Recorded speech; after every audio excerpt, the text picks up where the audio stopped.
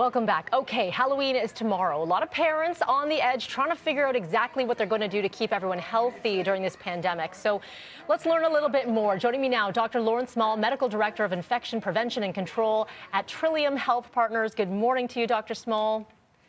Good morning. Thank you for having me. Thanks for joining us. I see you've got the props there. They are masked up, the pumpkins. I'll be honest with you. Talked to a number of parents here, even in the hot zones, as the province has recommended not to do your typical trick-or-treating. But I know some people who are still going to do it in a strategic way. So let's go through some pieces of advice for those, both in those hot zones and not in, when it comes to trick-or-treating.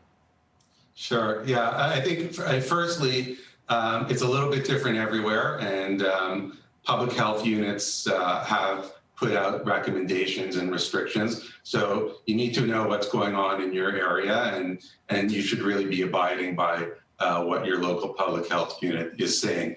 But first and foremost, I think this year, what you have to be thinking about for Halloween is having fun and keeping it within the family. I think we should be avoiding larger group activities. Certainly, Halloween parties with larger groups probably aren't a great idea. Trying to keep it in a family group would be the best thing. Staying at home, maybe doing some activities at home like pumpkin carving or having a scary family movie night, or even setting up maybe a virtual costume party.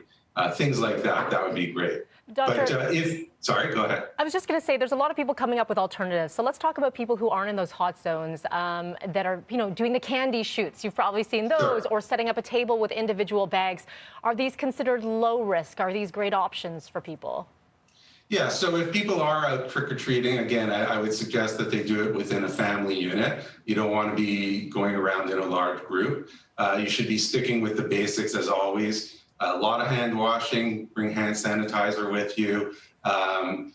Definitely, respect physical distancing. And if you can, be wearing a mask. Don't put a mask under your Halloween mask, but you should still be wearing a COVID mask. But in terms of handing out Halloween candy, we've seen people come up with very kind of ingenious ways of making shoots to respect physical distancing. Teresa Tam recommended using a hockey stick. If you're like me and you have an extra lightsaber hanging around, oh, wow. You can be handing out nice distancing there. So I'll be doing that if I get a chance to do any handing out of candy. So things like that would be great. And there have been questions also about whether you need to disinfect the candy. Yes. And I would refrain from that. I think the risk there is pretty low. Don't start putting disinfectant on the candy or candy wrappers.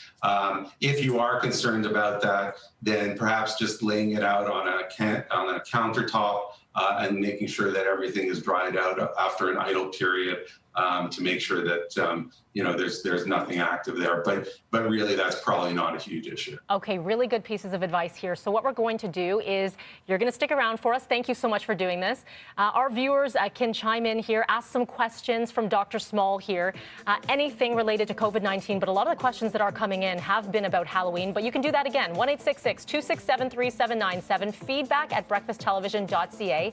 And Dr. Small will try to answer as many as we can coming up in 15. Thank you so much for doing that. Appreciate it. And I need to get myself one of those lightsabers, Frankie. That's cool. That is so cool. Hey, I got